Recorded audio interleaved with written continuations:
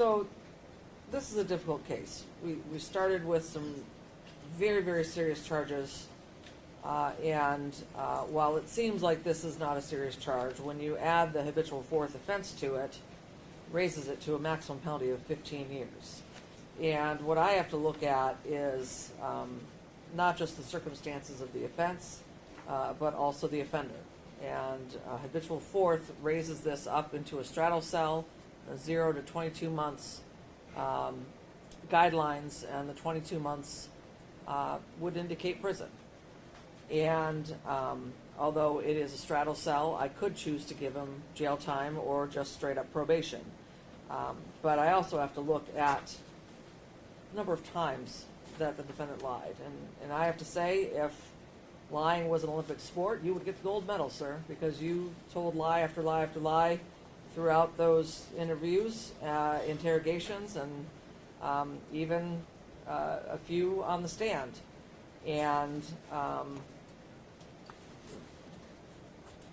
the number of lies does factor into this. Also, the fact that there were prior failures to comply with community supervision,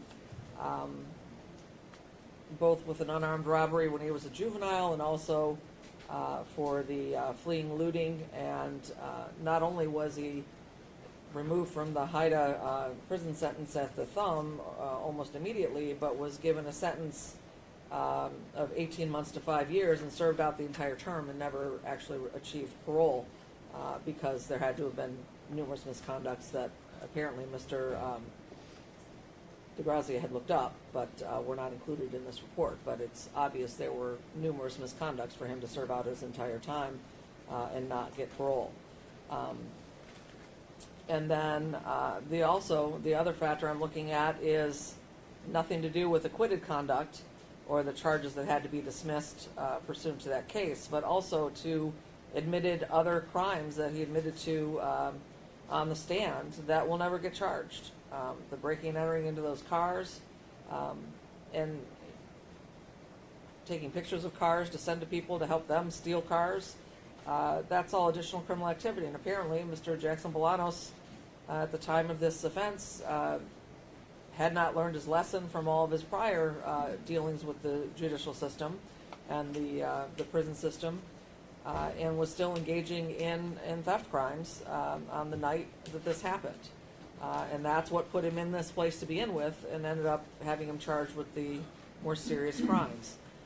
So it is the sentence of this court that Mr. Jackson-Bolanos be sentenced to a period of incarceration of 18 months to 15 years in the Michigan Department of Corrections, with 243 days credit for time served. He must pay $68 state costs, crime victim assessment fee of $130, no probation, court costs of $1,300, which is the amount this court has estimated as the average cost of a case coming through this courthouse.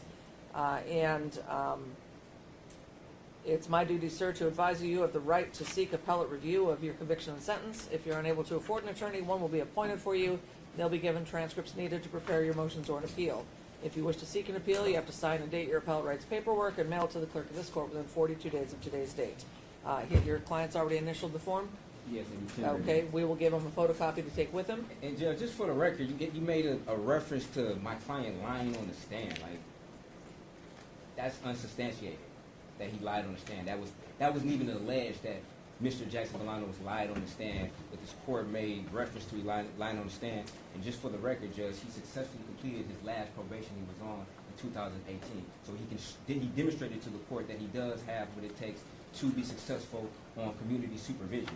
If you're going back from 2013 when he's 19 years old, I mean, this is 11 years ago at his last probation that he didn't successfully complete it. 2018 was his most recent probation, and he successfully completed that probation, and they closed him out. Sir, Judge, I've heard you out. He may have completed that one, but then he was out committing theft crimes the night of this event. Okay, but Judge, admittedly. Okay, but Judge, and he's never going to face charges on that. Okay, so that's uncharged conduct, and Judge, if they wanted to charge him on that, they could have charged him on that. But in this building, Judge, we got to be honest with ourselves. How many individuals get sentenced to prison for lying to the police, especially if they're not being charged with any type of larceny? That just doesn't happen. How many of those people are habitual fourth offenders? I'm done. That is my sentence. You can take it to the Court of Appeals. Oh, I will.